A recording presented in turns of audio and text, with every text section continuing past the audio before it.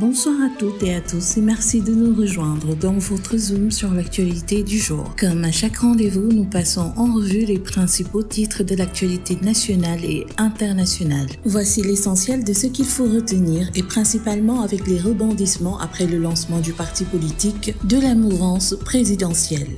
Lors du lancement de son parti Kiraï, les Patriotes républicains, le président Bassirou Diomaye Faye a réaffirmé la primauté des institutions et de la nation sur les intérêts partisans. Il a également appelé à mettre fin aux violences politiques et à promouvoir une pratique de pouvoir fondée sur l'éthique et le respect. Le chef de l'État a enfin assuré que son parti sera ouvert aux adhésions, mais réservé à ceux qui partagent ses valeurs, tout en promettant une gouvernance au service de tous les Sénégalais. Toujours avec le lancement de ce parti, 4 ministres du gouvernement Déthié Fall, Moustapha Guirassy, Boubacar Camara et Cheikh Tidiane Dièye ont brillé par leur absence. Selon le quotidien, cette absence alimente les spéculations sur leur position politique dans un contexte de tension entre le président Bassirou Diomaye Faye et Ousmane Sonko, alors que plusieurs responsables se rallient au nouveau parti présidentiel. Le président directeur général du groupe Walfadjri, Cheikh Niass, a dénoncé l'absence de ses médias lors de la couverture du lancement du parti Kiraï. Patriote républicain.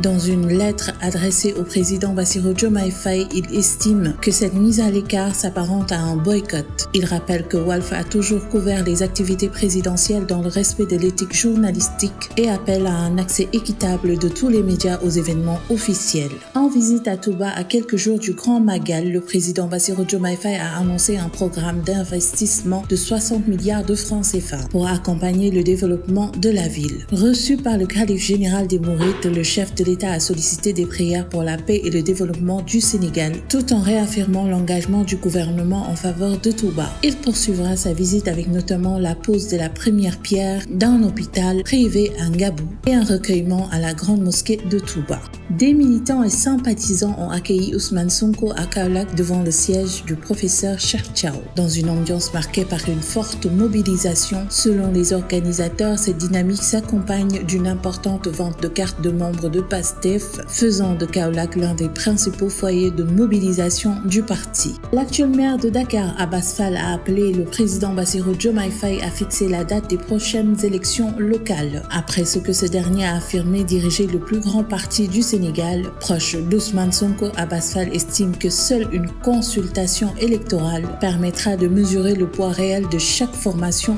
politique.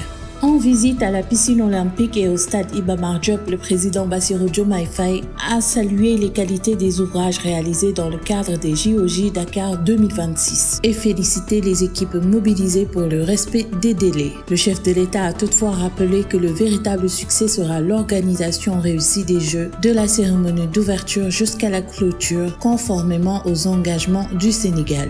Le commissariat de Grand Yoff a mené une opération contre le marché illicite de téléphones Market Bee. À la suite de nombreuses plaintes pour vol de portables, l'intervention a permis de saisir 54 téléphones et l'interpellation de 6 personnes pour vérification de l'origine des appareils. L'enquête se poursuit afin d'identifier les propriétaires légitimes des téléphones saisis. À l'international, l'Arabie Saoudite affirme avoir déjoué des attaques de drones contre des installations à Riyad et dans l'est du pays. Riyad accuse des milices pro-iraniens opérant dans l'Irak et demande aux autorités irakiennes d'empêcher l'utilisation de leur territoire pour de telles attaques. Ces incidents interviennent dans un contexte de regain de tensions régionales alors que les rebelles Houthis du Yémen revendiquent également des frappes contre les infrastructures saoudiennes. Nous terminons avec l'actualité sportive. Le jeune international sénégalais du PSG, Ibrahim Mbaye, a réagi avec humour aux révélations du journaliste